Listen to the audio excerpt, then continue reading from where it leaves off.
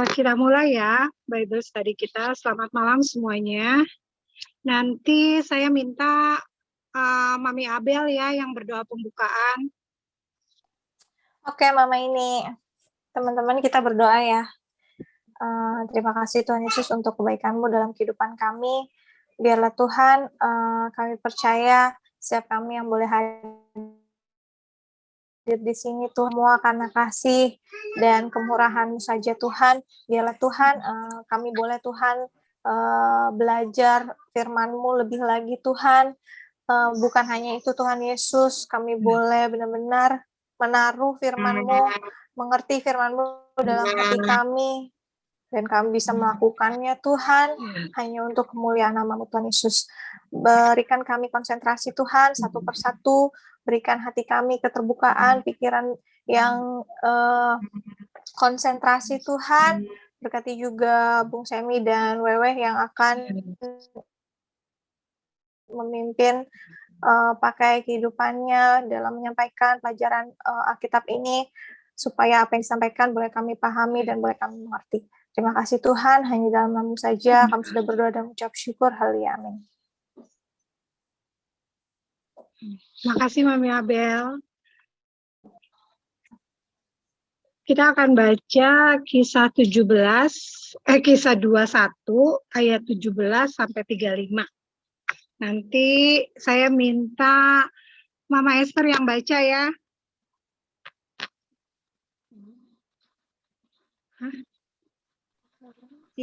Pasal 21 ayat 17 sampai 35. Bukan pasal 20 ya? Pasal 20. Maaf, pasal 20 ayat 17 sampai 35, Pak Esther. Oke, bentar. Kisah para Rasul 20 ayat 17, perpisahan Paulus dengan para penatua jemaat Efesus. Kedengaran nggak suaranya ya? Kurang. Kurang ya? Bentar.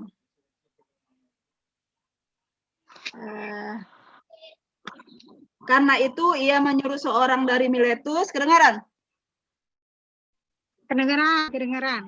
Karena itu ia menyuruh seorang dari Miletus ke Efesus dengan pesan supaya para penatua jemaat datang ke Miletus. Sesudah mereka datang, berkatalah ia kepada mereka, kamu tahu bagaimana aku hidup di antara kamu sejak hari pertama aku tiba di Asia ini. Dengan segala rendah hati aku melayani Tuhan. Dalam pelayanan itu aku banyak mencucurkan air mata dan banyak mengalami pencobaan dari pihak orang Yahudi yang mau membunuh aku. Sungguh pun demikian, aku tidak pernah melalaikan apa yang berguna bagi kamu. Semua kuberitakan dan kuajarkan kepada kamu, baik di muka umum maupun dalam perkumpulan-perkumpulan di rumah kamu. Aku senantiasa bersaksi kepada orang-orang Yahudi dan orang-orang Yunani, supaya mereka bertobat kepada Allah dan percaya kepada Tuhan kita Yesus Kristus. Tetapi sekarang sebagai tawanan roh, aku pergi ke Yerusalem dan aku tidak tahu apa yang akan terjadi di atas diriku di situ. Selain daripada yang dinyatakan Roh Kudus dari kota ke kota kepadaku, bahwa penjara dan sengsara menunggu aku. Tetapi aku tidak menghiraukan nyawaku sedikit pun, asal saja aku dapat mencapai garis akhir dan menyelesaikan pelayanan yang ditugaskan oleh Tuhan Yesus kepadaku untuk memberi kesaksian tentang Injil kasih karunia Allah. Dan sekarang aku tahu bahwa kamu tidak akan melihat mukaku lagi, kamu sekalian yang telah kukunjungi untuk memberitakan kerajaan Allah. Sebab itu pada hari ini aku bersaksi kepadamu bahwa aku bersih, tidak bersalah terhadap siapapun yang akan binasa. Sebab aku tidak lalai memberitakan seluruh maksud Allah kepadamu. Karena itu jagalah dirimu dan jagalah seluruh kawanan, karena kamulah yang ditetapkan Roh Kudus menjadi penilik untuk mengembalakan jemaat Allah yang diperolehnya dengan darah anaknya sendiri. Aku tahu bahwa sesudah aku pergi, serigala-serigala yang ganas akan masuk ke tengah-tengah kamu dan tidak akan menyayangkan kawanan itu. Bahkan di antara kamu sendiri akan muncul beberapa orang yang dengan ajaran palsu mereka berusaha menarik murid-murid dari jalan yang benar dan supaya mengikut mereka. Sebab itu berjaga-jagalah dan ingatlah bahwa aku 3 tahun lamanya siang malam dengan tiada berhenti-hentinya menasihati kamu masing-masing dengan mencucurkan air mata. Dan sekarang aku menyerahkan kamu kepada Tuhan dan kepada firman kasih karunia-Nya yang berkuasa membangun kamu dan menganugerahkan kepada kamu bagian yang ditentukan bagi semua orang yang telah dikuduskannya. Perak atau emas atau pakaian tidak pernah aku ingini dari siapapun juga. Kamu sendiri tahu bahwa dengan tanganku sendiri aku telah bekerja untuk memenuhi keperluanku dan keperluan kawan-kawan seperjalananku. Dalam segala sesuatu telah kuberikan contoh kepada kamu bahwa dengan bekerja demikian kita harus membantu orang-orang yang lemah dan harus mengingat perkataan Tuhan Yesus, sebab Ia sendiri telah mengatakan adalah lebih berbahagia memberi daripada menerima. Udah, Marin. Terima kasih Mama Esther. Ya. Iya, makasih ya.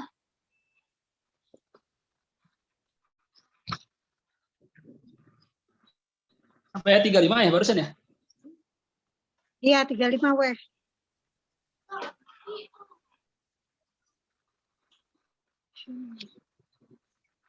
Pidato itu memberikan rangkuman dari hampir selama 3 tahun Paulus berada di Efesus. Ia tidak pernah lalai melakukan apa yang berguna dan melakukan baik di depan umum maupun dalam perkumpulan di rumah-rumah kepada orang-orang Yahudi dan orang-orang Yunani. Salah satu dari keputusan untuk pergi ke Yerusalem bukanlah semata-mata keputusan Paulus, melainkan juga karena Roh Kudus telah menetapkan keputusan atas Paulus dengan berbagai cara. Hal itu nyata dari bahasa Paulus yang tegas kepada para penatua itu, sebagai tawanan roh, aku pergi ke Yerusalem. Walaupun Roh Kudus telah mengingatkan tentang penjara dan sengsara, yang mungkin melalui nabi-nabi yang melayani dari kota ke kota. Peringatan ini memiliki dampak yang ambigu atas mereka, sebab walaupun Paulus berkata bahwa ia tahu tidak seorang pun dari pendengarnya akan melihatnya lagi, ia juga mengatakan bahwa ia akan pergi ke Yerusalem, meskipun ia tidak tahu apa yang akan terjadi atas dirinya di sana. Petunjuk ilahi bukanlah hal yang cukup jelas, bahkan kepada Rasul Paulus pun. Biarpun telah banyak yang ia capai, tetapi belum tercukup di dalam tugas pelayanan selanjutnya di wilayah ini. Bagian dari pidato itu diakhiri dengan pidato perpisahan yang berbahasa khas pembelaan diri. Aku bersih dari darah siapapun juga. Dari sejarah dan masa depan Paulus sendiri, ia kembali membicarakan peranan pemimpin jemaat. Walaupun ia tetap memakai tindakannya sendiri sebagai contoh. Pertama, mengenai hal ihwal guru-guru palsu. Jika jemaat adalah sebuah kawanan dan pemimpin adalah sebuah gembala, overseers atau pengawas, lalu guru-guru palsu adalah sebagai serigala-serigala yang ganas. Paulus mengingatkan bahwa guru-guru palsu akan datang ke dalam jemaat, tetapi beberapa akan bangkit dari antara kamu sendiri. Walaupun Paulus berkata bahwa ia tahu hal itu akan terjadi sesudah keberangkatannya. Hal itu sudah terjadi semasa hidupnya, dan kemungkinan juga terjadi di Efesus. Maka selama 3 tahun, terhitung dalam tahun ketiga di sana, ia telah menasihati mereka dengan cucuran air mata. Perkataan pengawas kadang-kadang diterjemahkan dengan bishop. Jangan diartikan dahulu selaku istilah teknis, terminus technicus, sebab di mana-mana mereka disebut penatua. Pada saat pidato disampaikan, penggunaan istilah-istilah masih berubah-ubah. Tuhan telah membuatnya dengan jelas bahwa para saksinya diizinkan menerima upah. Lihat di Lukas 10 ayat 7, juga di 1 Korintus 9 ayat 4-14. Meskipun demikian, Paulus biasanya tidak memanfaatkan hak ini untuk dirinya. Ia tidak mau membebani jemaat. tercampur baur dalam pidato perpisahan yang khas itu, ia menolak rasa bersalah.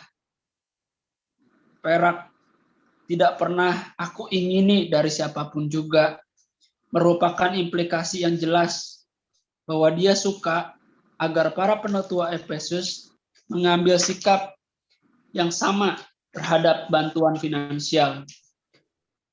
Mungkin karena anggota jemaat lainnya tidak dalam keadaan berada. Dengan bekerja demikian, kita harus membantu orang-orang yang lemah. Perkataan Tuhan Yesus yang khusus ini sama sekali tidak ada di laporan dalam kitab-kitab Injil.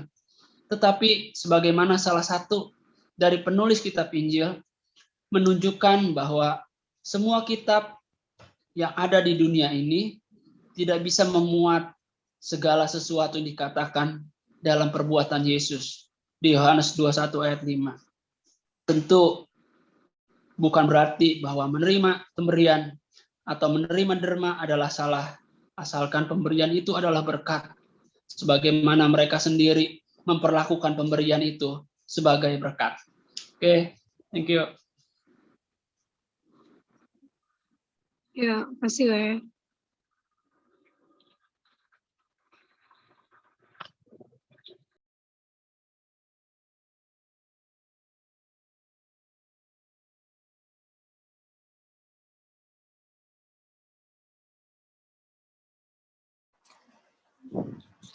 Oke, selamat malam semua.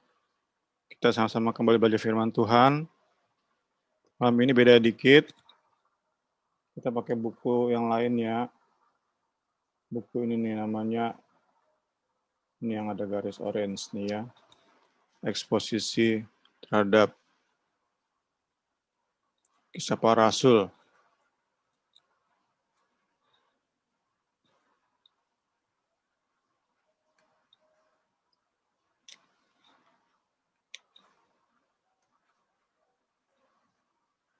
Jadi di bab ini, bagian ini, penekanannya adalah bagaimana kita melihat Rasul Paulus memelihara gereja Tuhan, menjagai jemaat. Intinya di sini saya dapat ya sesuai dengan judul ini ya, karena jemaat itu telah dibeli oleh darah yang mahal, darah anak domba. Jadi karena jemaat itu mahal, sangat amat mahal di hadapan Tuhan, demikian pula kita sebagai pemimpin, khususnya Rasul Paulus, memberi teladan, memberi nasihat, supaya kita juga bisa menghargai dengan semestinya jemaat-jemaat yang sudah dibeli dengan harga yang mahal ini ya.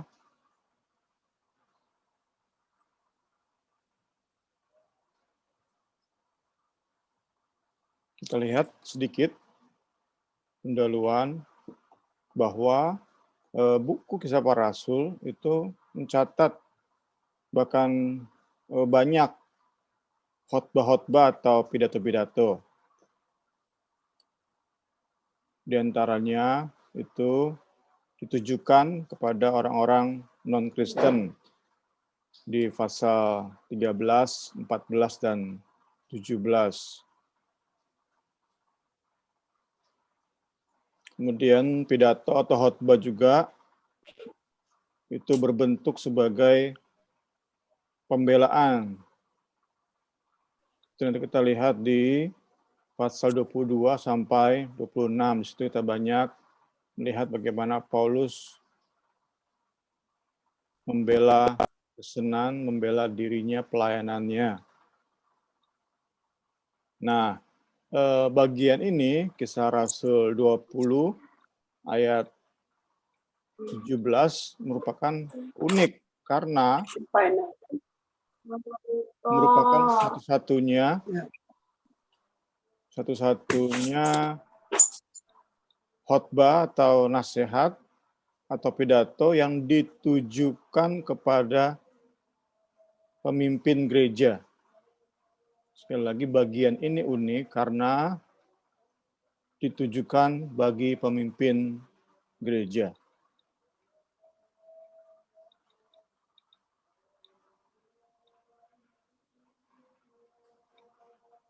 Karena bagian ini dari pemimpin untuk pemimpin, dari Paulus kepada pimpinan jemaat di Efesus, maka tidak heran berisi nasihat-nasihat yang berkaitan erat dengan penggembalaan. Jadi tidak heran ayat-ayat ini,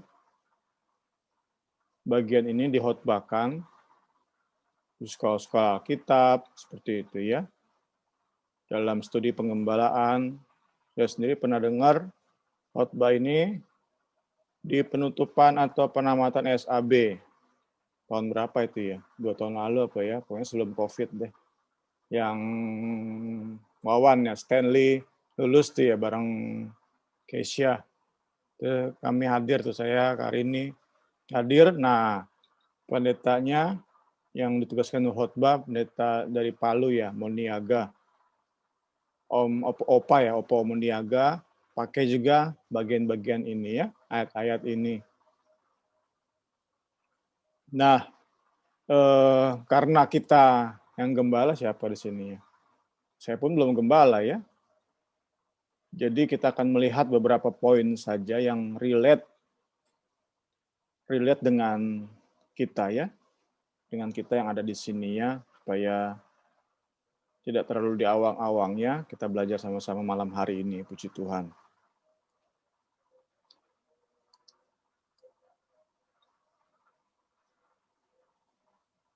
Ya, ini kesimpulan dari Paulus atau nasihat Paulus kepada jemaat-jemaat,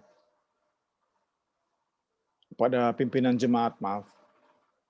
Ayat 28 itu merupakan kesimpulan, itu kesimpulan.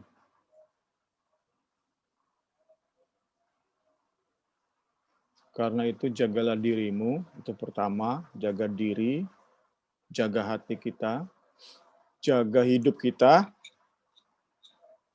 dan jagalah seluruh kawanan. Itu mencakup semua nasihat Rasul Paulus. Sekali lagi kita tidak melihat secara detail ya, ini beberapa poin diberikan di buku ini ya. Tetapi sekali lagi lebih cocok untuk gembala-gembala.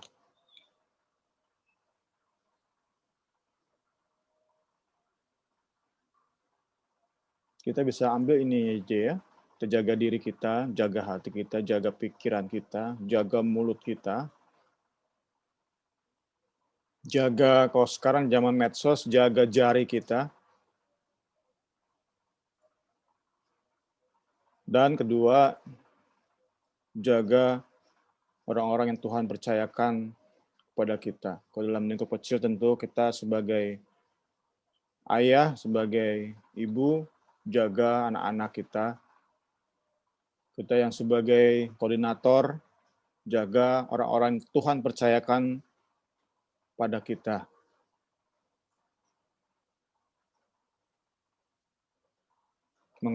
Mengapa perlu dijaga? Kita sudah belajar tadi kan. Dengan kita baca saja sudah cukup jelas ya. Karena ada pengajar palsu. Ada kemungkinan orang-orang kita jaga itu tersesat.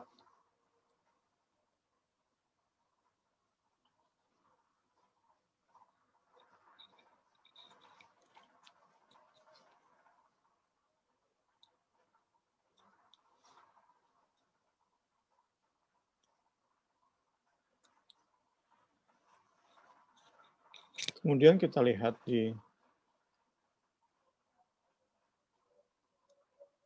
ayat 19. Dikatakan di sana, Paulus melayani dengan segala kerendahan hati, humility, kemudian air mata, tears, dan banyak mengalami pencobaan, trials.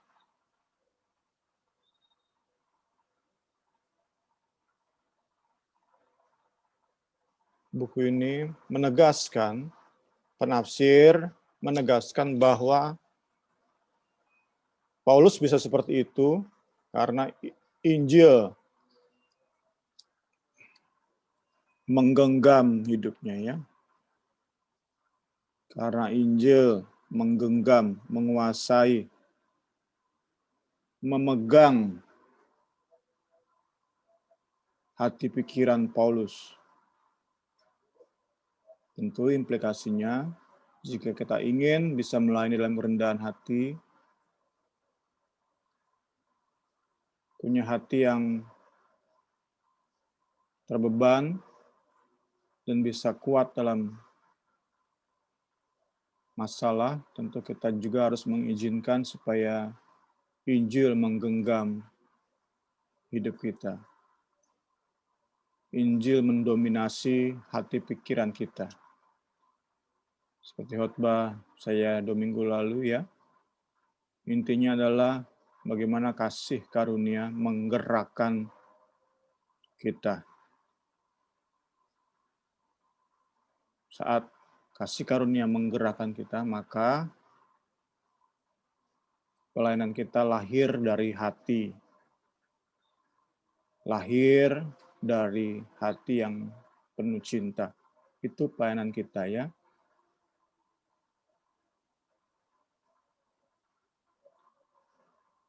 Dijauhkan kita dari memaksa, mengintimidasi, dan lain-lain.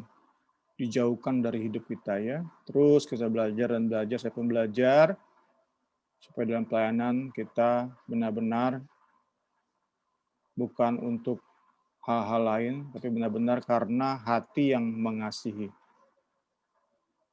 Jadi memang cukup dilema ya, saat kita melayani semata-mata karena disuruh oleh pimpinan itu memang dilema. Karena kita nolak nggak enak, tetapi nggak ada hati di situ.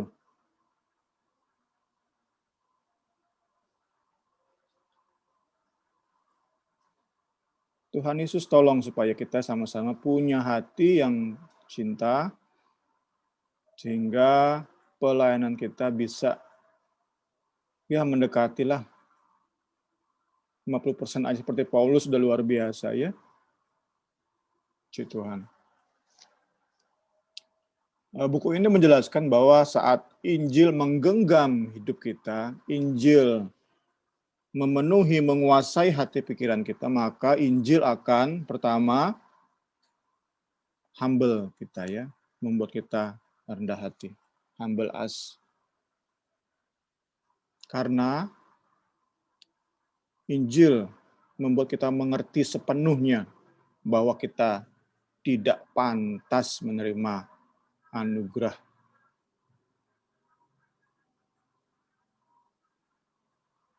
Yang terbesar tentu keselamatannya. Tapi saat kita benar-benar dikontrol oleh Injil, bahkan saat kita bangun pagi hari, kita bisa bernafas, kita tahu itu kita nggak pantas terima.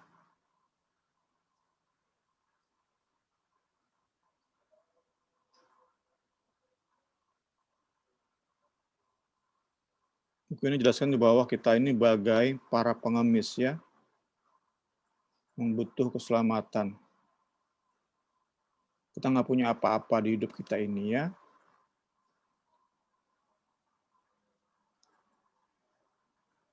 Tuhan Yesus yang mati, kayu salib yang memberi keselamatan itu bagi kita. Kita punya hati yang rendah, sungguh merasa tidak pantas, kita akan bisa mencontoh Paulus, melakukan apapun yang perlu untuk atau agar Injil bisa diberitakan secara efektif. Proclaim effectively.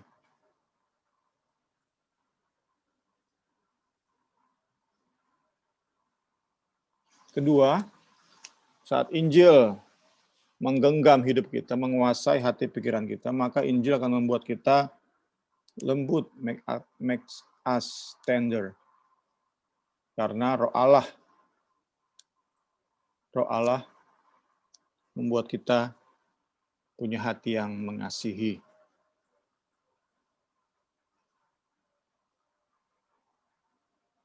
Saat Roh Allah membuat Injil itu menguasai hidup kita, maka kita memulai langkah awal untuk menjadi seperti Yesus Kristus sendiri, the ultimate weeping prophet.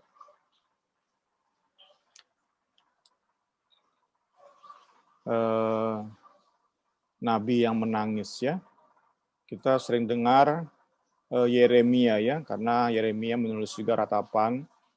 Yeremia itu dikenal sebagai nabi yang menangis, jago dalam menangis. Tetapi yang paling ultimate, paling utama tentu Tuhan kita Yesus Kristus, yang paling jago dalam menangisi jiwa-jiwa. Dikatakan di sini, di buku ini, Tuhan sulit memberkati pelayanan yang tanpa air mata. God really blesses a tearless ministry. Karena sulit Roh Kudus bekerja tanpa emosi yang mendalam. Roh Kudus memerlukan tubuh roh jiwa kita secara utuh. Emosi kita secara utuh. Biar Roh Kudus bisa memakai kita untuk menangisi jiwa-jiwa, terbeban bagi jiwa-jiwa, sehingga sekali lagi tadi pelayanan kita nggak cuman memenuhi jadwal.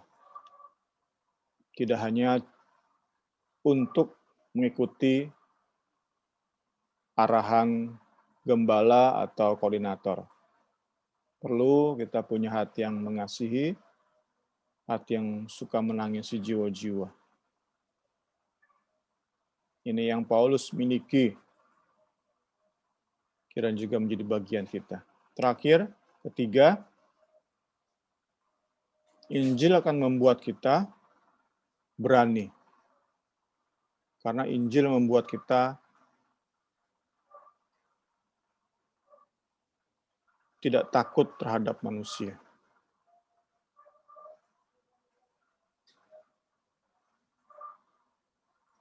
Apa yang bisa manusia lakukan terhadap kita? Membunuh kita? Bagi Paulus, mati itu sebuah keuntungan. Filipi 1 ayat 21. Ya, ini kan kita perlu nih dikuasai oleh Injil sehingga kita sampai ke tahap ini ya.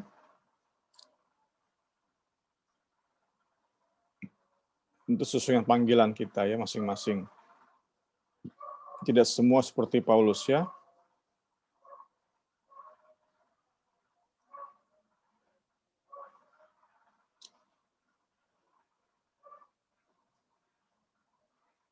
Tapi yang intinya kita tidak boleh menyayangi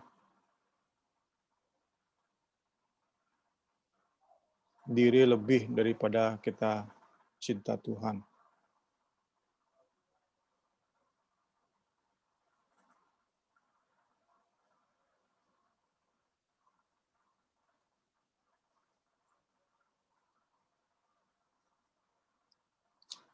Kemudian di ayat 26 dan 27 ada penjelasan situ bahwa Paulus berkata, aku tidak bersalah terhadap siapapun yang akan binasa. Sekali lagi Paulus berkata, aku tidak bersalah terhadap siapapun yang akan binasa, yang akan masuk neraka. Paulus jelaskan, tegaskan bahwa aku tidak bersalah. Karena mengapa? Karena Paulus yakin sudah menyampaikan, sudah mengkhotbahkan, sudah mengajarkan apa yang perlu supaya jiwa-jiwa diselamatkan. Ya, di sini diyakini Rasul Paulus sedang menerapkan pelayanan nubuatan Nabi Yeskiel dalam pelayanan penginjilannya. Yeskiel prophetic ministry, di mana Tuhan memanggil Yeskiel sebagai penjaga yang setia, watchman.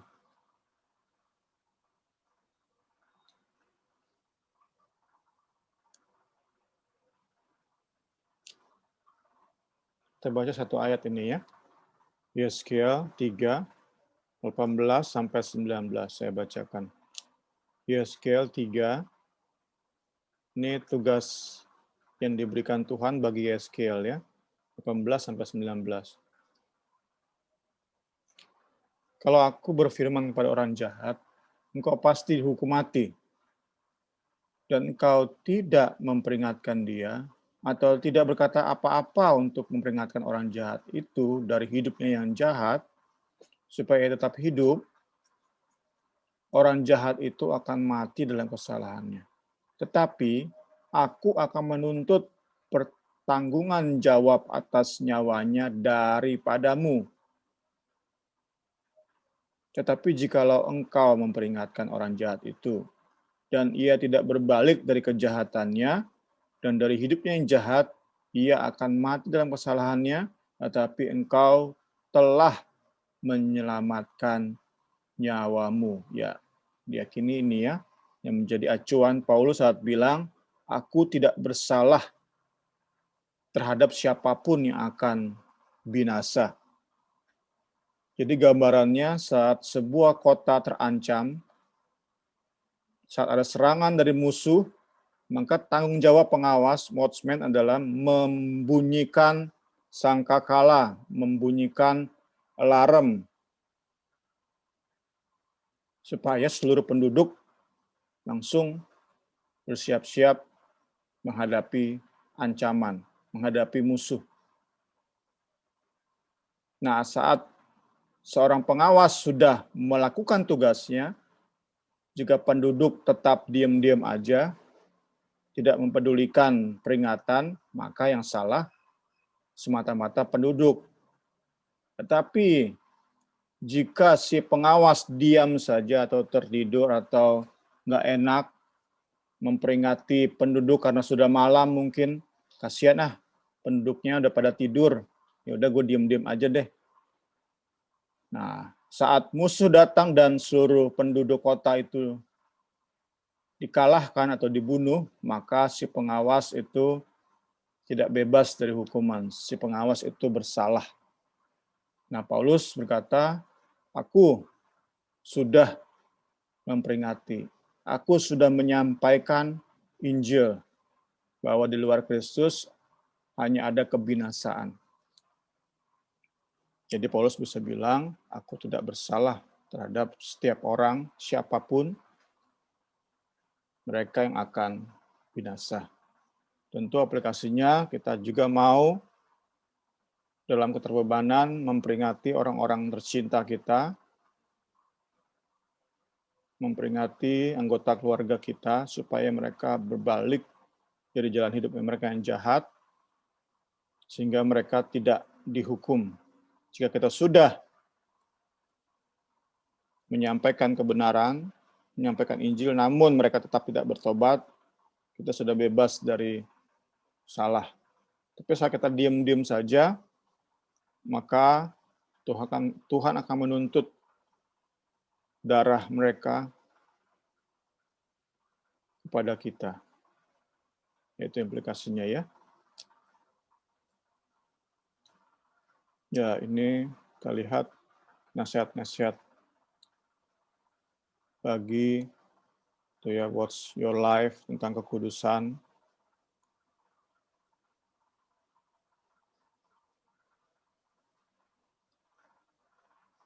Baru tentang menjaga domba, menjaga kawanan, menjaga jemaat.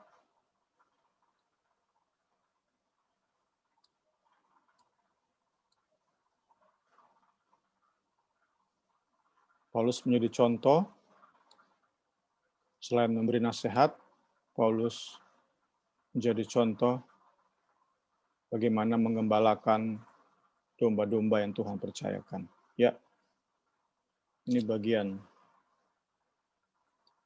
pertama. Kita masuk ke bagian kedua. Silakan Pak Wewe pimpin diskusi dulu.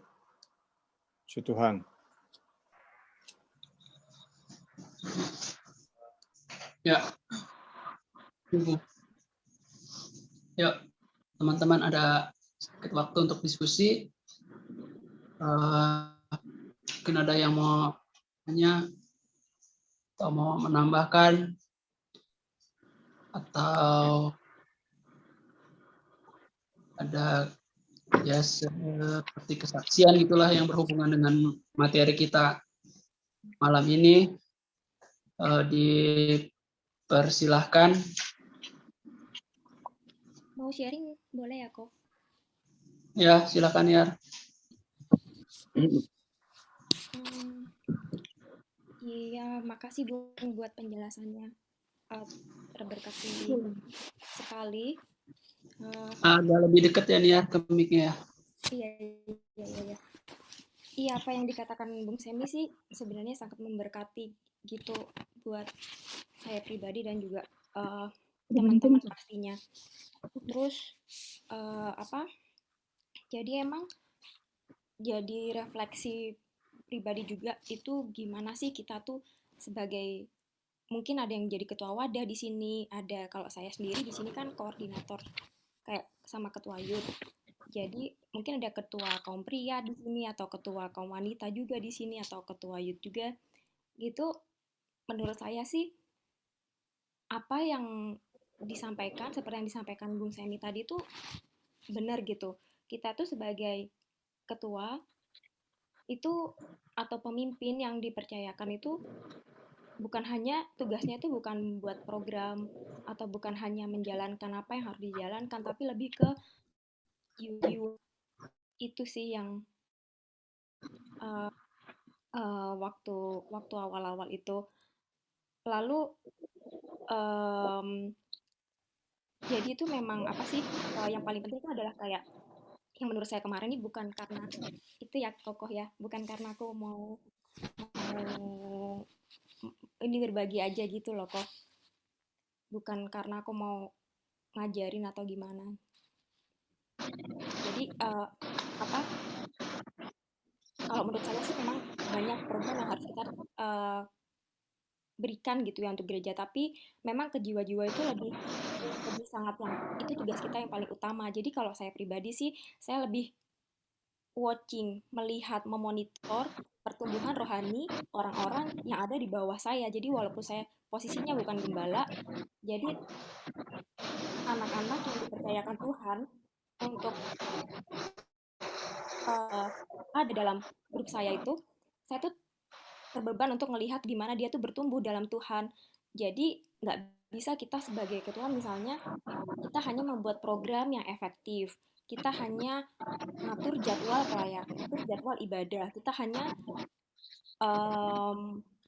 membuat program gereja, tapi lebih ke bagaimana sih mereka tuh bertumbuh, dan itu nggak bisa kalau kita tuh membuat gap sama mereka, yaitu kalau kamu adalah anggota gereja dan saya ketua, nggak bisa kayak gitu. Jadi memang harus nyemplung gitu loh, masuk ke dalam kehidupan mereka. Yang saya pelajari itu gitu. Jadi awal-awal pas waktu jadi koordinator itu, saya kebetulan baca buku ini. Jadi kalau tadi Bung Semi bilang watch your life, watch your flow, kan ada ditulis itu ya, apa yang harus kita lihat. Kebetulan di sini tuh juga ada gitu loh. Apa yang harus dilakukan pemimpin? Pertama, lihatlah kehidupanmu sendiri. Kasihilah anak-anak yang di bawahmu. Hafalkanlah firman Tuhan, selalu berdoa, selalu menumbuhkan kerendahan hati. Itu semua ada di sini waktu awal-awal saya tuh melayani, jadi kayak bekal gitu loh. Dan memang yang pertama adalah selain yang saya baca dari buku itu adalah pertama kasihilah mereka. Kita tuh nggak bisa kalau kita itu melayani tanpa mengasihi mereka. Nggak bisa kalau kita itu terbeban tanpa kita tuh mengasihi orang yang kita layani. Kedua, berdoa. Jadi saya sempetin biasanya saya chat satu-satu sebulan atau 2 minggu sekali. kamu ada yang mau didoain nggak, kamu gimana. Jadi membangun sebuah hubungan supaya mereka itu terbuka gitu, supaya mereka itu kalau ada sesuatu kita tuh nggak lost, misalnya mereka pergaulannya gimana, atau ya kita nggak bisa sepenuhnya bertanggung jawab dengan kehidupan mereka, tapi karena kita terbeban, kita, menurut saya sih ya gitu, kita tuh harus bisa dekat dengan tujuan untuk membangun kehidupan mereka, membangun pertumbuhan rohani, membangun gimana mereka bisa dekat sama Tuhan. Itu sih, jadi mungkin di sini mau sharing aja sih, kalau dalam melayani itu kebanyakan yang saya lihat itu orang tuh hanya memikirkan gimana sih semua tuh berjalan lancar, ibadah kita berjalan lancar, program kita berjalan lancar, tapi yang paling penting itu yang kata Bu Sempi tadi itu jiwa gitu. Gimana kamu satu orang, jiwa itu berharga, jadi memonitor, melihat satu misalnya satu orang gitu, gimana dia bertumbuh itu lebih penting sih dalam Tuhan. Jadi mungkin kalau yang lain ada masukan atau tambahan, udah kok itu aja. Oke, thank you Nia. Ya, mungkin yang lain ada yang mau sedikit sharing seperti Niar tadi sampaikan, diberikan waktunya.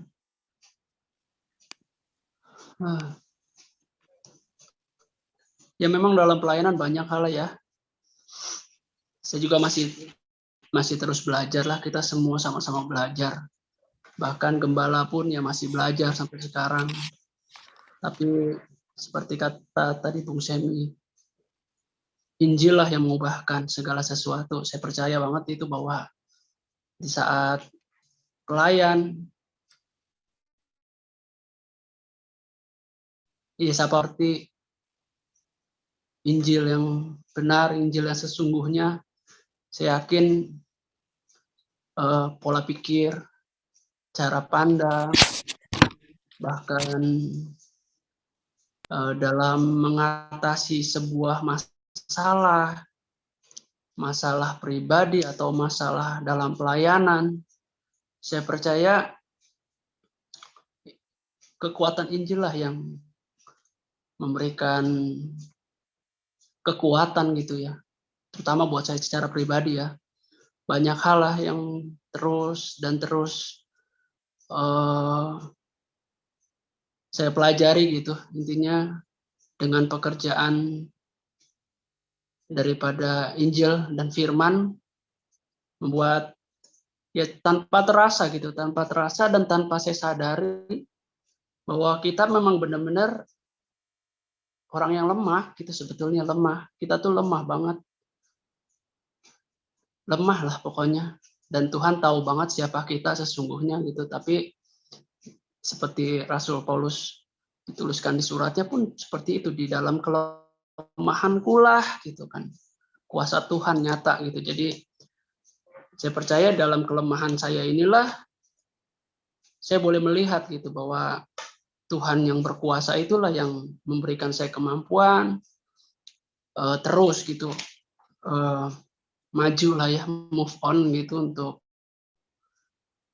tetap setia melayani Tuhan, tetap hanya memandang Tuhan. Nah itulah saya percaya itu semua pekerjaan daripada Firman dan Roh Kudus melalui konsep dari pengetahuan akan Injil, bahwa karya Yesus dari kematian dan kebangkitan itulah yang seperti khotbah Bung Semi 2 minggu lalu, ya kasih karunia Tuhan lah yang membuat kita menyadari keberadaan kita, berlayakan kita sebetulnya, itu yang terus ya Bung Semi sering ulang-ulang itu, dan terngiang-ngiang di hati pikiran saya juga gitu. Jadi saya percaya sih itulah, jadi bagus banget gitu untuk malam hari ini, sekalipun memang tadi Bung Semi sampaikan bahwa ini lebih ke gembala, dan Bung Semi mengarahkan dan memasukkan gitu, maksudnya untuk kita tuh bagaimana gitu firman, karena firman itu kan untuk kita semua gitu. Jadi kita dipercayakan satu pelayanan atau di keluarga sendiri pun gitu, itu salah satu kepercayaan yang Tuhan berikan. Untuk saya terhadap istri, terhadap anak, itu pun tanggung jawab. Terhadap orang tua saya, saudara-saudara saya yang belum kenal Tuhan, yang sudah meninggalkan Tuhan. Seperti tadi disampaikan bahwa kita nggak bersalah atas mereka. Dan balik lagi tadi, apakah kita udah sampaikan firman Tuhan? Apakah kita sudah menasehati? Nah, itulah yang jadi PR gitu, karena keselamatan itu memang tanggung jawab setiap orang masing-masing. Tapi keselamatan yang Tuhan berikan, jangan kita simpen dalam-dalam, sehingga kita nggak mau bersaksi, sehingga kita nggak mau menasehati orang yang bersalah. Nah, itu pun ternyata kita tahu dan kita sama-sama belajar tadi ya kan, bahwa semua itu Tuhan tuntut pertanggungjawaban kita, bahwa kita yang sudah mengerti apakah kita tetap diam. Jadi bagus banget malam hari ini, saya sangat diberkati gitu ya. Saya percaya teman-teman semua diberkati. Oke, kalau nggak ada lagi, Marin silahkan.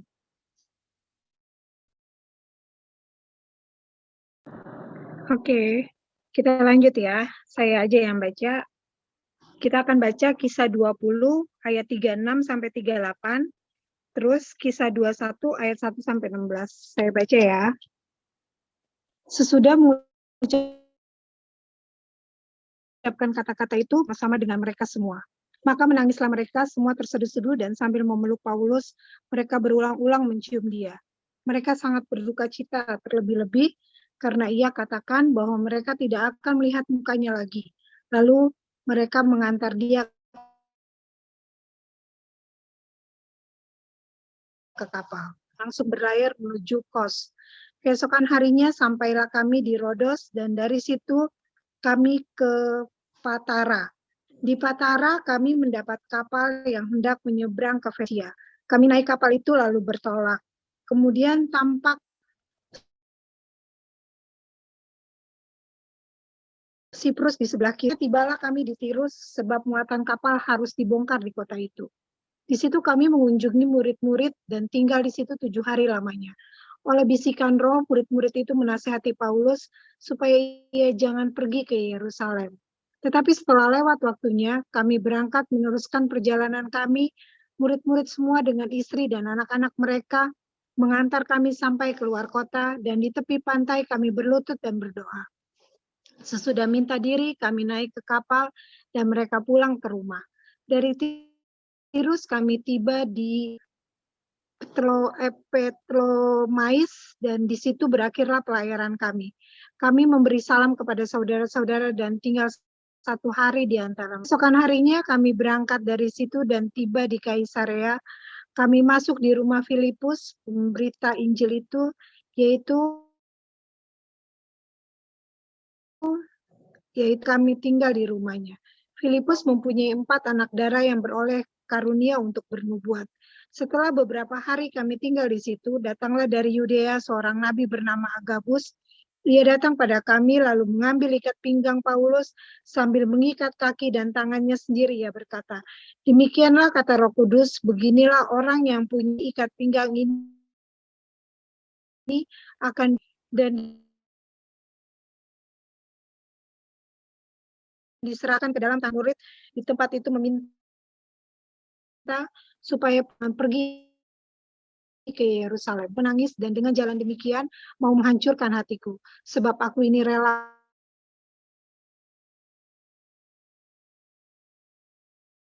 bukan saja untuk karena ia tidak mau menerima nasihat kami menyerah dan berkata,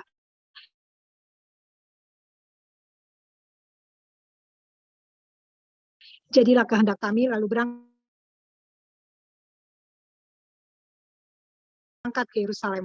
Mereka membawa kami ke rumah seorang yang bernama Manason. Ia dari Siprus dan sudah lama menjadi murid. Kami akan menumpang di rumahnya. Nyangkut-nyangkut. Ya, sinyal mungkin. Iya.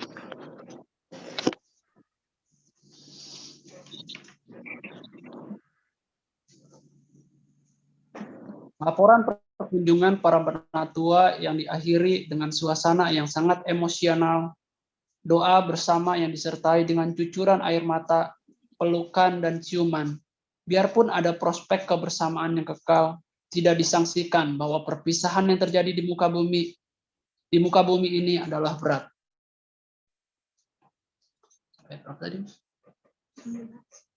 Yerusalem dan Roma, Paulus dalam pemeriksaan pengadilan di hadapan orang-orang Yahudi Yerusalem. Peringatan mengenai perjalanan ke Yerusalem, minggu terakhir perjalanan ke Yudea dipenuhi pertemuan dengan teman-teman lama dan baru, tetapi juga penuh dengan peringatan yang menasihatkan Paulus tentang perkunjungan ke Yerusalem. Bagian ini diberitakan dalam bentuk yang pertama jamak, menunjukkan bahwa Lukas ada di sana. Pengikut-pengikut bertemu di Tirus secara tiba-tiba. Kemungkinan ada hubungan dengan orang-orang percaya yang berserak ke Fenisia akibat dari peristiwa Stefanus. Hal yang menarik di sini, sebagaimana juga di Kaisarea, orang-orang percaya menerima beberapa petunjuk melalui Roh Kudus tentang apa yang akan terjadi terhadap Paulus. Dalam kedua hal itu, bagaimanapun tafsiran manusia tentang jaminan ilahi belumlah dipahami. Adalah salah mereka menasihati Paulus supaya ia jangan pergi ke Yerusalem. Dengan benar Paulus mengandalkan pengertian yang telah diberikan kepadanya, dan orang-orang percaya lainnya telah menafsirkan kembali pengertian mereka sendiri supaya sesuai dengan hal itu. Ketika Roh Kudus memperingatkan Paulus bahwa sesuatu yang tidak baik akan terjadi, belum tentu itu berarti sebagai upaya peringatan bahwa hal tersebut tidak boleh dilakukan. Sebagaimana pada akhir dari pasal sebelumnya, demikianlah orang-orang Kristen berlutut dan berdoa bersama sebelum mengucapkan selamat jalan. Filipus adalah orang terkenal dalam pasal 6 dan 8. Setelah peristiwa sida-sida dari Ethiopia, ia mulai perjalanan ke Kaisarea, tetapi kita tidak tahu apakah ia telah berada di kota itu ketika Petrus melakukan perkunjungan yang bersejarah ke rumah Cornelius. Lukas telah menunjukkan hal itu melalui pemakaian kata kami, bahwa ia telah berada di antara mereka yang tinggal di rumah Filipus. Hal itu bisa terlihat pada informasi setelah pasal 8 untuk menandai bahwa kira-kira 20 tahun telah berlalu nyaris tanpa tanda-tanda menemukan semua keluarga dengan anak-anak yang sudah memasuki usia menikah. Ada disebutkan bahwa 4 anak gadis Filipus adalah nabiah, telah tercakup dalam laporan di Lukas yang membuktikan betapa lamanya peristiwa penganiayaan itu sudah berlalu. Tetapi hal itu juga mengatakan kepada kita mengenai keterlibatan orang-orang dari golongan rendah, bukan hanya perempuan dewasa, melainkan juga yang belum kawin, berada dalam posisi penting dalam jemaat. Nabi Agabus yang telah kita kenal sebelumnya dalam kitab ini, di pasal 11 ayat 27-28, tampil lagi secara tiba-tiba menurut cara beberapa nabi perjanjian lama. Pemberitaannya adalah aktif, memperagakan cara orang-orang Yahudi Yerusalem dan akan mengikat Paulus. Ungkapan diserahkan ke dalam tangan bangsa-bangsa lain telah digunakan oleh Yesus sendiri terhadap keadaannya di Lukas 18 ayat 32. Meskipun berita dari nabi-nabi berakhir dengan nubuat, semua manusia secara tidak tepat. Bandingkan di ayat 4 menafsirkan teguran roh tentang apa yang akan terjadi jika Paulus tidak jadi pergi. Maka mereka meminta supaya Paulus jangan pergi. Ini merupakan peringatan bahwa sekiranya diperlihatkan kepada kita, kalaupun pintu akan ditutup, hal itu sama sekali tidak berarti bahwa kita tidak perlu berusaha memasukinya. Beberapa orang berpendapat bahwa Paulus tidak patuh terhadap bimbingan roh yang begitu jelas. Tetapi Paulus mempunyai keberanian untuk berdiri teguh dan tidak mau menerima nasihat. Akhirnya semua sependapat terhadap ungkapan, jadilah kehendak Tuhan. Lokasi rumah Manason tidak berapa jelas menurut Nas. Apakah di Yerusalem atau antara Kaisarea dan Yerusalem. Seperti Manason, banyak dari murid-murid pertama atau sudah lama menjadi murid tampaknya datang dari Siprus. Di antaranya Barnabas dan kemungkinan juga keponakannya Yohanes Markus. Paulus memakai sebagian waktunya di Siprus pada perjalanan misinya yang pertama. Oke, thank you.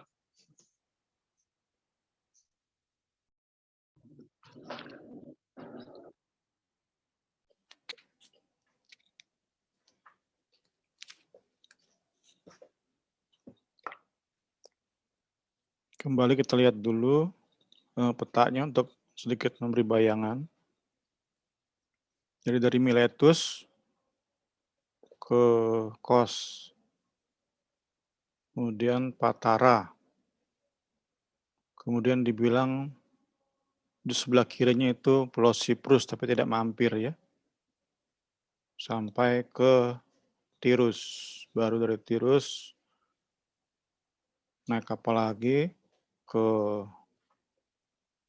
Ptolemais, dari Ptolemais terakhir di Kaisarea sebagai pelabuhan terdekat ke Yerusalem, kurang lebih seperti itu gambarannya ya.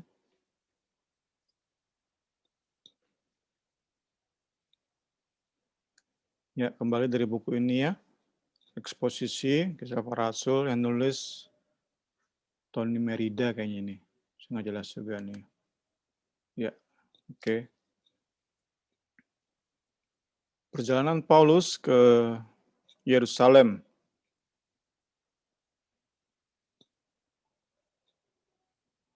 Di buku ini dibagi ke dalam dua bagian besar. Pertama adalah tentang persahabatan dalam Kristus, Christian friendship.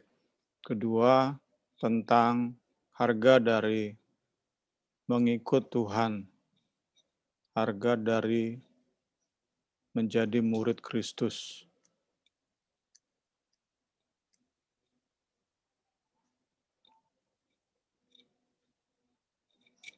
Saat kita baca perjalanan Paulus tadi, Paulus dan timnya dan rekan-rekan seperjalanan, kita akan mendapati nama-nama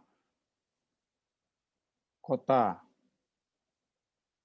demi kota yang disinggahi oleh Paulus. Cukup detail apa yang Lukas catat, karena itu ditafsirkan, bukan tafsirkan, diyakini malah ya, bahwa Lukas ikut serta dalam tim pelayanan Paulus saat itu. Kemudian kemungkinan besar rentang saat Lukas nulis Kisah Para Rasul dan peristiwa-peristiwa ini nggak jauh. Jadi Lukas masih ingat secara detail bagaimana kapal mereka singgah di kota-kota yang disebutkan tadi ya.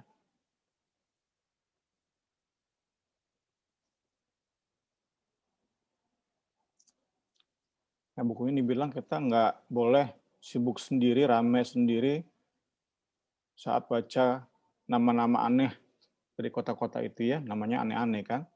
Tetapi bukan tentang itu ya. Lukas mencatat kota demi kota bukan untuk itu tujuannya, tapi adalah we need to look ya.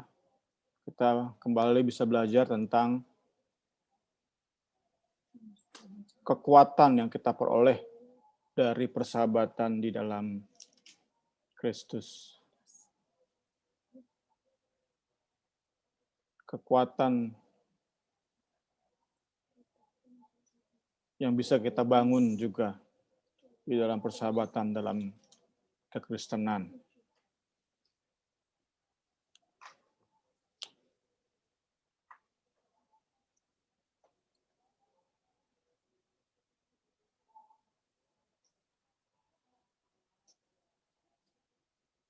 Pertama kita lihat kebutuhan kita akan persahabatan.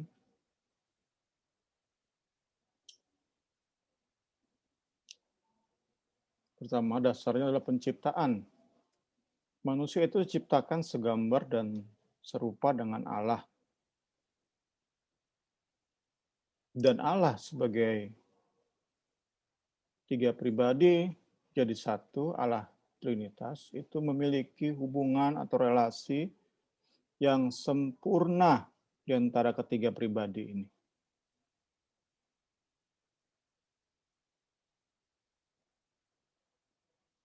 Jadi demikianlah manusia diciptakan untuk menjalin relasi. Sebagaimana Allah menjalin relasi yang sempurna dalam ketrinitasannya, demikianlah kita, setiap manusia diciptakan dengan kebutuhan untuk menjalin persahabatan, pertemanan. Jadi, ini dari Tim Keller ya, Timothy Keller. Jadi buku ini mengutip Timothy Keller. Jadi dosa hadir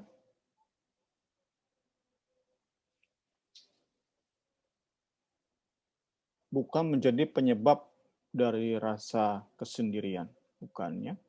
Sebab sebelum dosa hadir, Adam sudah merasa tidak punya teman. Padahal dia punya Allah sebagai sahabat. Adam punya Allah sebagai teman berbicara. Adam juga punya binatang-binatang yang ditafsirkan bisa diajak bicara ya. Tetapi sebelum dosa hadir pun sadar Adam bahwa dia butuh teman. Jadi rasa butuh ya di jiwa kita nih, rasa butuh teman itu bukan dosa, bukan hasil dosa, bukan disebabkan oleh dosa. Kita bisa bandingkan saat kita belajar tentang bekerja atau work. Work pun itu bukan hasil dosa. Karena sebelum Hawa makan buah, Adam makan buah terlarang, Adam bekerja sesuai dengan perintah Tuhan, usahakan taman, itu kan bekerja ya. Kelola Taman Eden, itu bekerja jelas. Jadi baik bekerja maupun butuh akan teman, itu bukan karena dosa.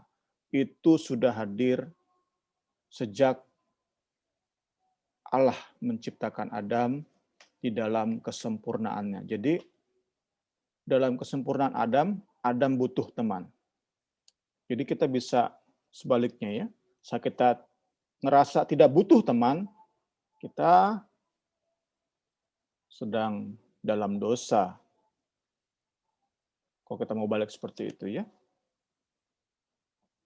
Jadi Adam itu merasa sendiri bukan karena dia tidak sempurna. Tetapi dalam kesempurnaannya Adam, dia merasa sendiri, lonely, alone. Dia butuh teman. Dan Tuhan yang mengerti rasa butuh tersebut memberikan Hawa sebagai teman yang sepadan bagi Adam, sehingga hilanglah rasa kesendirian Adam. Ini dasarnya ya. Kebutuhan kita akan persahabatan. Jadi sekali lagi, merasa sendiri itu bukan akibat dosa.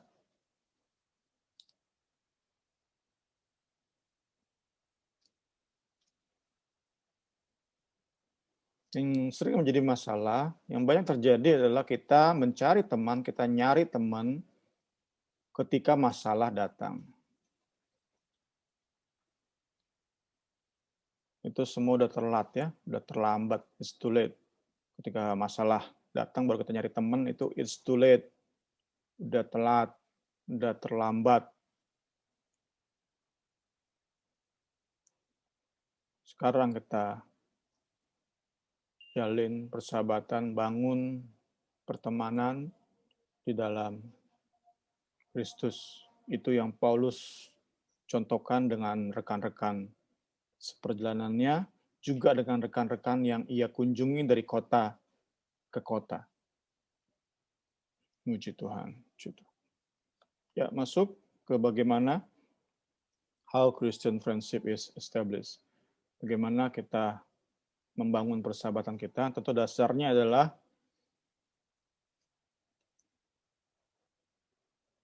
kegairahan yang sama, ya. We share common passion in Christ. Kita sama-sama punya kegairahan terhadap Kristus.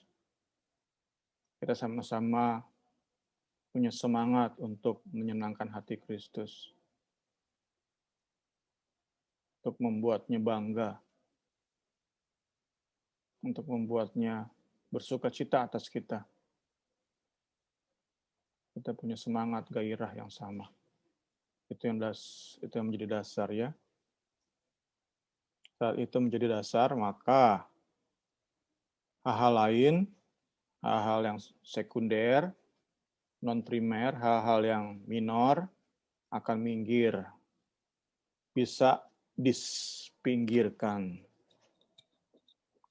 Ya, saat kita bisa benar-benar menyatukan hal yang primer, yaitu kesamaan gairah kita terhadap Injil Kristus, kebanggaan kita terhadap kebangkitan dan kematian Kristus, yaitu bisa kita benar-benar satukan, maka hal-hal yang sekunder, perbedaan-perbedaan sekunder akan minggir.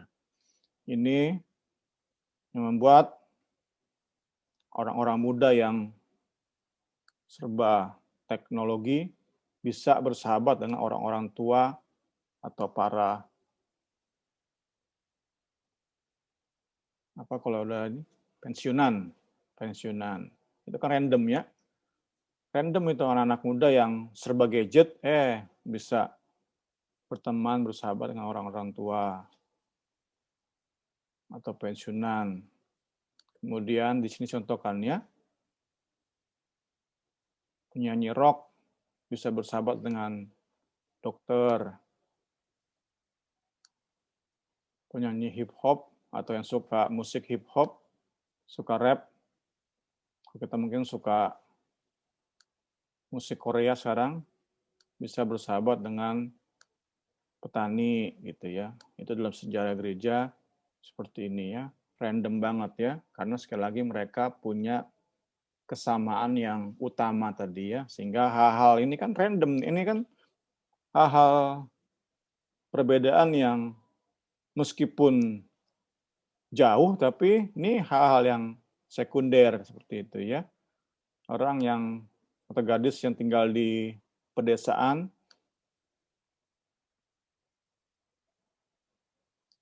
Veligers apa nih? Itu bisa niat tambahin, atau gadis yang bisa menjalin dengan homegirls, ya, gadis yang di rumah aja.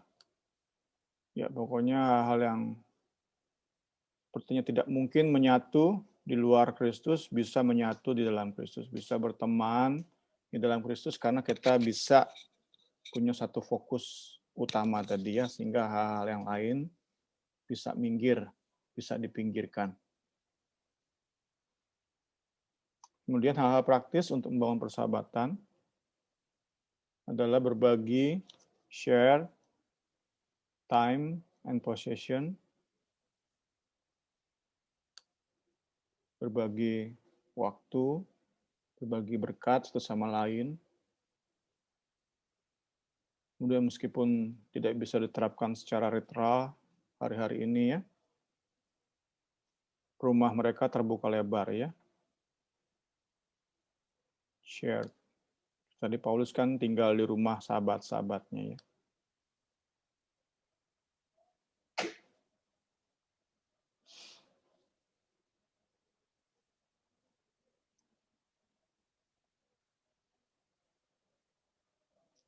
Kemudian keramahan juga itu berarti menunjukkan keterbukaan bagi orang-orang baru, love for strangers. Ya, ini pun kan kita bisa terapkan dalam hikmat Tuhan ya, sesuai dengan keadaan zaman sekarang. Ya.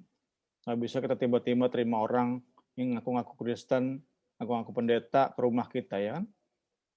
Ini pun dalam hikmat Tuhan ya. Tapi dasarnya atau prinsipnya adalah keterbukaan untuk menjamu, menerima, beramah tamah dengan orang-orang yang baru kita temui ya.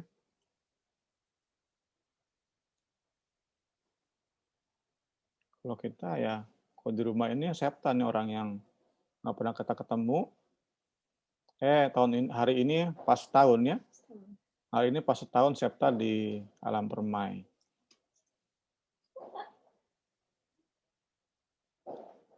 Tapi kan sekali lagi kita nggak terima Septa langsung dia nongol tiba-tiba kita terima, kan kita tahu udah di SAC berapa tahun, seperti itu. Kita sekali lagi dalam hikmat Tuhannya, tapi prinsipnya adalah kita mau terbuka, mau menerima orang-orang yang belum pernah kita temui. Nah ini cara langkah awal untuk kita bisa menjalin persahabatan di dalam Kristus. Kedua adalah showing affection, menunjukkan ekspresi cinta. Tadi kan kita lihat bagaimana Rasul Paulus berpeluk-pelukannya, cium kudus, itu sekali lagi, prinsipnya kita belajar, kita bisa terapkan, tentu hal-hal lain sesuai dengan budaya kita ya, kita nggak, apalagi yang lawan jenis ya, kecium-ciuman keder juga ya.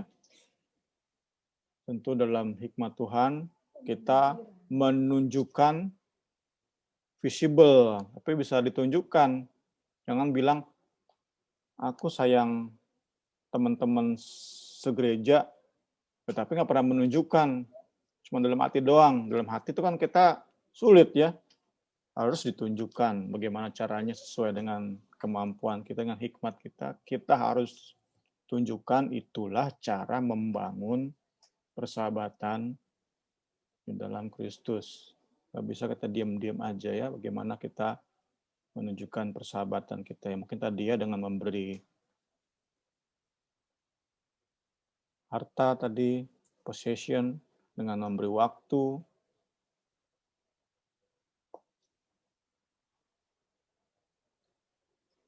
Kalau kita sekarang hidup, tadi Niar bilang juga ya, kita hidup di zaman medsos, ini zaman online. Jadi nggak harus kita sekarang ke rumahnya, udah enggak ya. Bagi zaman pandemi ini, udah nggak bisa seperti itu. Tetapi dengan kita tanya kabar lewat WA, lewat IG, itu menunjukkan tadi ya, we're showing affection-nya, kita sedang menunjukkan tanda kasih kita, nanya kabar. Misalnya ada yang ngeluh sakit apa, nah itu kan kita sedang menunjukkannya. Meskipun lewat online, tetapi orang yang kita sapa secara online mengerti bahwa kita memperhatikan mereka. Ya, ketiga adalah berdoa bersama. Ini juga sekali lagi kita lihat dari persahabatan Rasul Paulus dengan teman-temannya ya. Mereka berdoa bersama. Tadi ya di ayat 36 dari Kisah Para Rasul 20. Mereka bertangis-tangisan, berdoa bersama. Wow. Kemudian keempat, mereka berdiskusi hal-hal penting untuk diputuskan. Discussing important decision.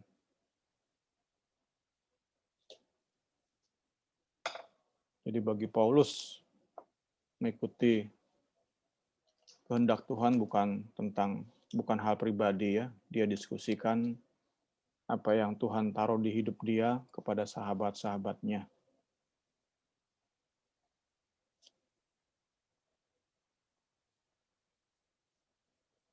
Kemudian ini tentang harga dari mengikuti Yesus. hal menarik kita dapati di ayat 4 ya. Katakan di situ bahwa oleh bisikan roh. Berarti ada peran roh, ada pekerjaan roh. Oleh bisikan roh, murid-murid itu menasehati Paulus supaya ia jangan pergi ke Yerusalem. Jadi kalau kita baca ayat ini saja, kita akan mudah menyimpulkan, oh Paulus berarti tidak dengar-dengaran terhadap bisikan roh. Seperti itu kan, jika kita tidak melihat satu keutuhan dari kisah ini. Tapi itu buku ini coba menjelaskan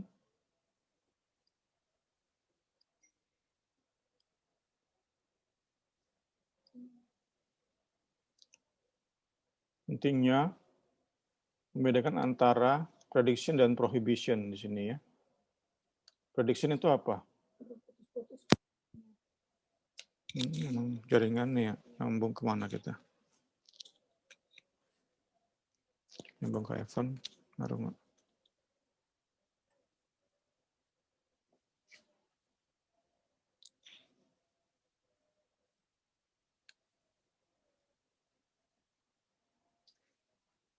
Ya, kita coba lihat di sini. Benar?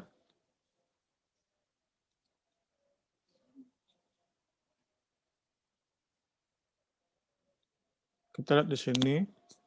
Buku ini menjelaskan, ini pun di buku ini ngambil dari John Stott nih ya. Buku John Stott. Penjelasan John Stott terhadap bagian ini ya. Sebab sekali lagi dibilang di sini oleh bisikan roh. Murid-murid itu menasihati Paulus supaya bilang ke Paulus, kamu jangan pergi ke Yerusalem. Di sini John Stott bilang kita perlu membedakan antara prediction dan prohibition. Prediksi dan larangan. Jadi tafsiran amannya adalah yang teman-teman atau murid-murid terima dari Tuhan itu, penglihatan itu merupakan cuma prediksi, bukan larangan. Jadi memang benar Roh Kudus kasih tahu kepada murid-murid ini bahwa Paulus akan dipenjara, diikat, menderita, dianiaya di Yerusalem. Tapi hanya itu yang Roh Kudus beri kepada mereka, prediksi.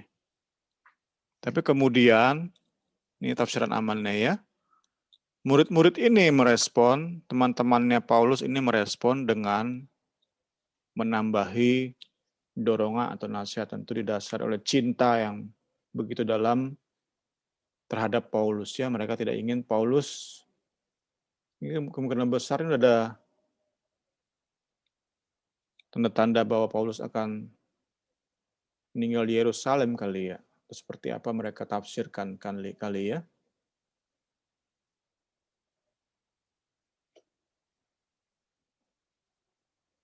Jadi tafsiran amanah seperti tadi ya.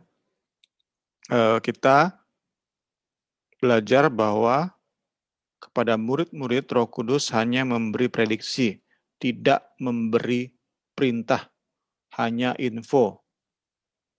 Seperti ini akan dialami Paulus di Yerusalem. Murid-murid yang melihat atau diberi penglihatan tersebut menambahinya dengan larangan karena cinta mereka kepada Paulus. Ini tafsiran amannya ya.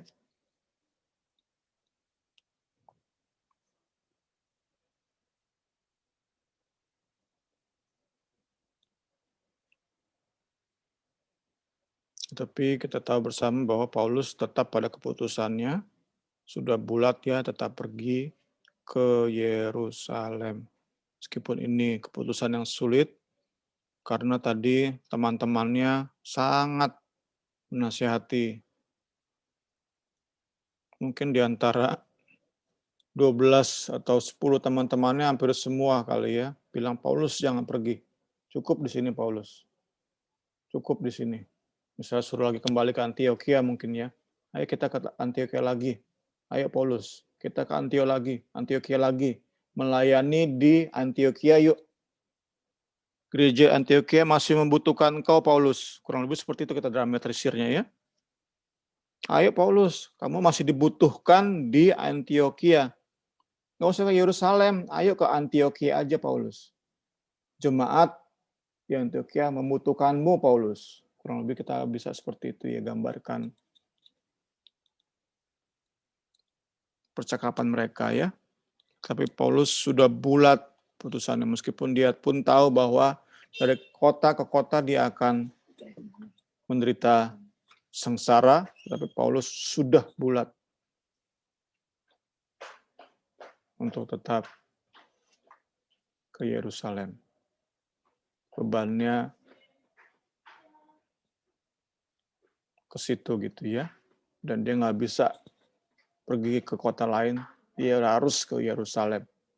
Tuhan sudah taruh beban yang begitu besar di hidupnya, dia nggak bisa menolak beban yang Roh Kudus berikan. Ya, aplikasi dari peristiwa ini adalah kita mengasihi sesama, tetapi lebih lagi mengasihi Tuhan. Kasih kepada Tuhan harus lebih utama ya. Kita harus mengasihi sesama, tetapi kasih kepada Tuhan harus lebih besar, lebih utama daripada kasih kita kepada sesama.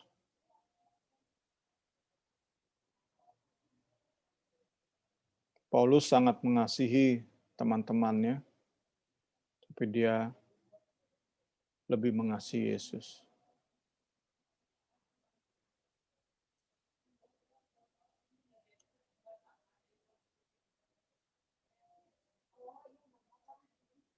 Kemudian aplikasinya nomor 2 adalah menghargai masukan atau nasihat sesama, tapi tetap kehendak Tuhan yang kita ikuti. Beban yang Tuhan taruh di hidup kita, itu yang kita ikuti. Panggilan yang Tuhan arahkan kepada kita sudah belajar kemarin ya, tentang situasi kondisi yang bisa menjadi alat Tuhan untuk membimbing kita kepada panggilan kita, itu yang kita ikuti. Kita memang perlu nasihat, masukan dari teman-teman, dari sahabat-sahabat, tapi tetap kehendak Tuhan yang kita ikuti. Kemudian, ya ini ada contoh-contohnya di buku ini ya. Ini contoh-contohnya luar biasa ya. Ya seperti tadi gambarannya ya. Ini misionaris Jim Elliot itu melayani suku India di Ekuador, Indian ya. Ekuador, Jim Elliot.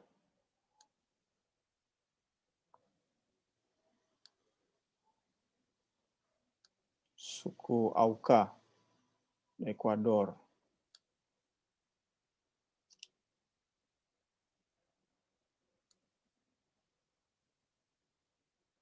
Kemudian David Livingstone,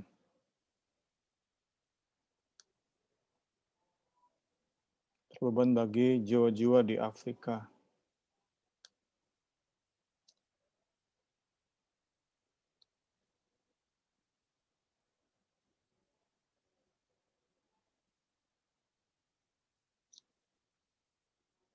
William Carey,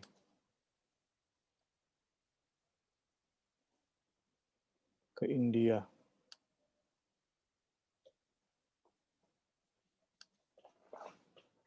Nah, ini contoh orang yang menegur William Carey ya.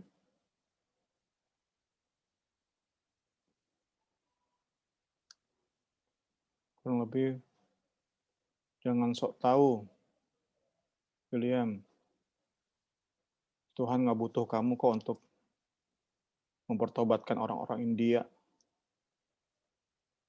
Nah, tetap Tuhan sudah memberi beban kepada William Carey dan ia mengikuti beban tersebut, panggilan tersebut ya. Meskipun tadi di-rebuke ya, dilarang oleh mungkin seniornya mungkin. Kemudian Adoniram Judson, itu melayani di Burma, sekarang Myanmar ya. negara yang sampai sekarang kita tahu ya, tertutup, closed country ya. Sempat pengen ada demokrasi, militer ambil alih lagi kan. Ya ini luar biasa ya pengalamannya ya. Sampai ada istri kedua nih, berarti pertama mati ya. Dia harus melewati cholera, malaria, dysentery, misteri-misteri atau penderitaan lainnya.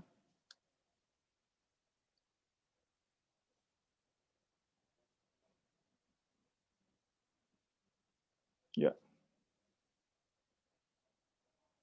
inilah tokoh-tokoh misionaris ya, yang mengikuti Paulus, yang rela mati demi panggilan yang Tuhan taruh di hidup dia. Sittistad, seorang Inggris yang kaya, wealthy,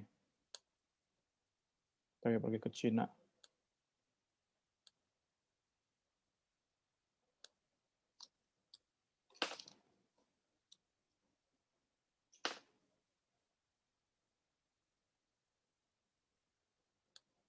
John G. Patton melayani di suku-suku orang-orang kanibal, pemakan manusia berarti ya.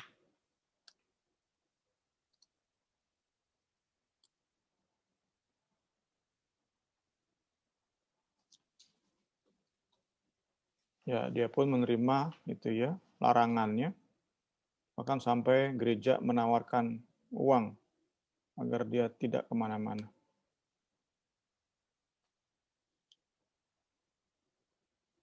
Ya, inilah contoh orang yang mengikuti teladan Rasul Paulus ya. Sesuai panggilan kita, mari kita lebih menyayangi Kristus daripada nyawa kita. Tuhan Yesus tolong. Ini aplikasi ketiga adalah ada yang lebih menyedihkan, lebih buruk dari kematian, yaitu not living. Hidup yang disia-siakan. Hidup yang nggak berarti. Hidup yang kosong. Hidup yang hampa.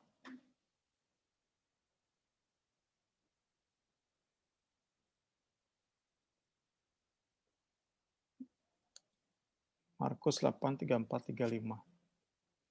Lalu Yesus memanggil orang banyak dan murid-muridnya dan berkata kepada mereka, setiap orang yang mau mengikut aku, ia harus menyangkal dirinya, memikul salib dan mengikut aku. Karena siapa yang mau menyelamatkan nyawanya, ia akan kehilangan nyawanya. Tetapi barang siapa kehilangan nyawanya karena aku dan karena Injil, ia akan menyelamatkannya. Ya, ada yang lebih parah dari mati, yaitu hidup yang disia-siakan. Dengan apa? Dengan mengikuti keinginan diri ya. Saat Roh Kudus taruh beban, kita abaikan terus. Itu jadi hidup yang disia-siakan. Lebih baik mati daripada menjalani hidup seperti itu. Ini tegaskan oleh buku ini ya. Menjadi pelajaran bagi kita semua. Jangan sia-siakan hidup ini. Life is short, don't waste it.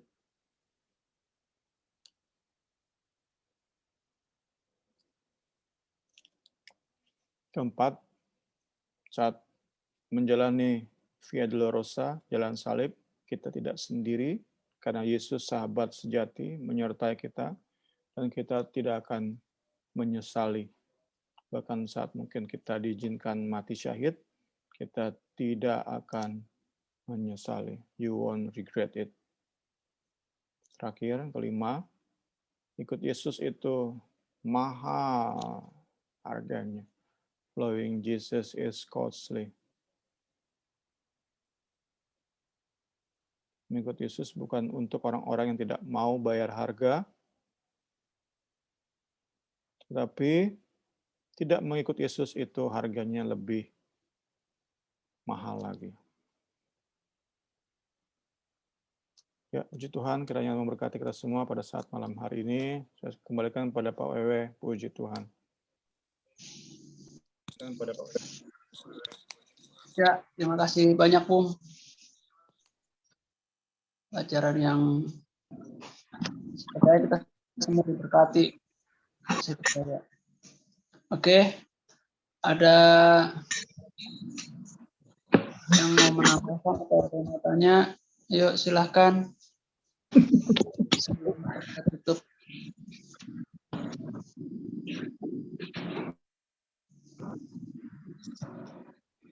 Ya. Putus-putus. Ya, memang sinyalnya jelek kali ya.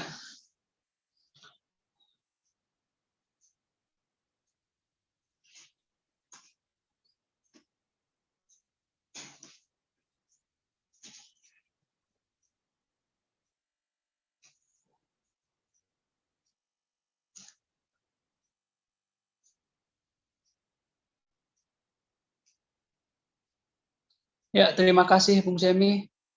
Terima kasih teman-teman semua. Beres malam ini. Saya percaya kita semua diberkati ya. Mungkin sedikit terganggu kita sama Sina, tapi saya percaya nggak menghalangi kita lah. Silakan, Arin.